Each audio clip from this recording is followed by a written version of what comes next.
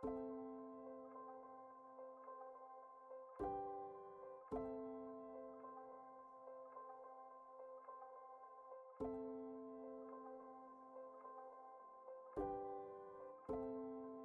you look at Metabrain, what is happening that this is intelligence on demand, right? To really stand in front of the unique and differentiated offerings and to appeal with your customer base, what is really required is the active intelligence. Can I really interpret the signals of the industry and go on to courses of actions to translate those signals into the meaningful actions?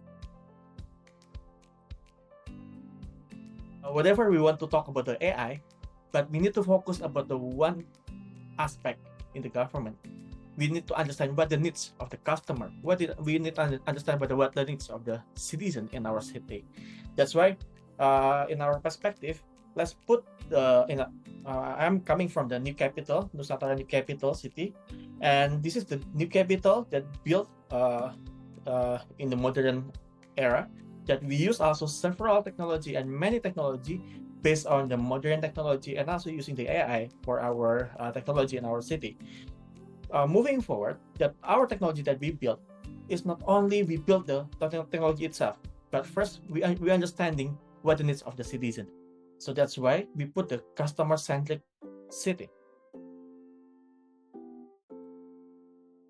I think we are at a very pivotal moment when it comes to AI, because until last year, when I met enterprises and SAP, we run, almost all the Fortune 500 companies run SAP. 80% of the world's commerce touches an SAP system. So obviously, large enterprises are always looking to say, what can I do with AI? But if you look at the common theme that I saw across, CIOs and CDOs in 2024, was to say, how can I play around with this technology called AI and try and see where it can deliver some sort of use cases. But 2025, if you see, is not more about experimenting with use cases, but really about unlocking the value. Where is the money?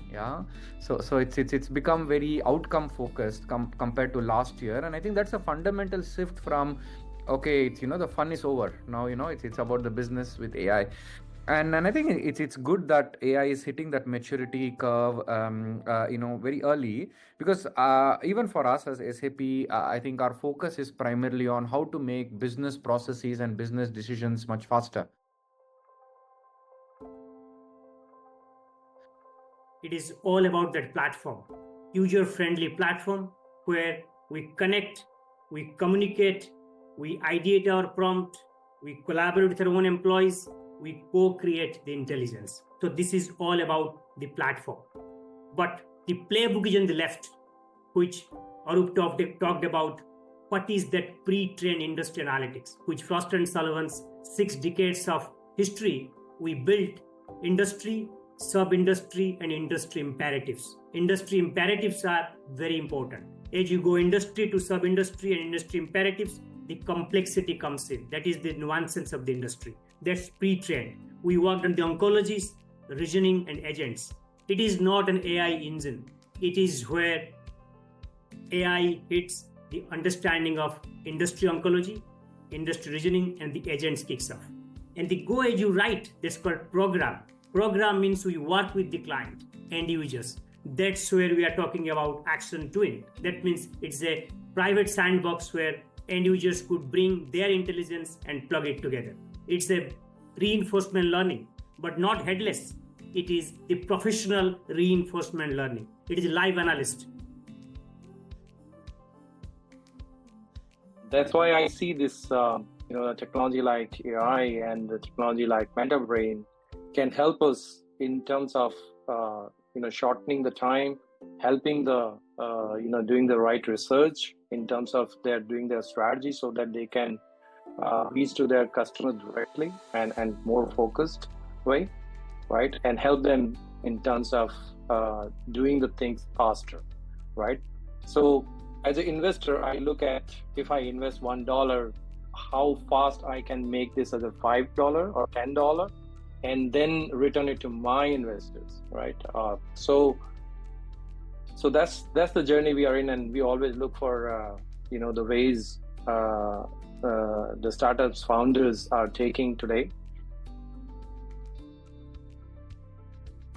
So at the start, at the core, most of the manufacturers have their own set of applications, which basically link to their entire supply chain process together with the rest of their company.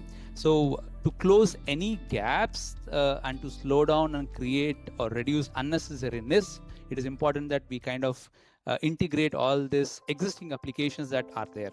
The next important thing that basically comes from these applications is data. The data is basically integrated, real-time operational, sustainability, and the business data. The data that makes sure that every supply chain decision is guided by accurate, in-the-moment insights.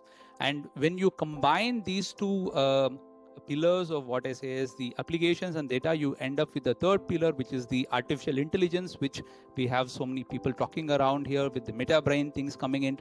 This basically eats into this data that is provided by the system and brings in the efficiency that we always ask for.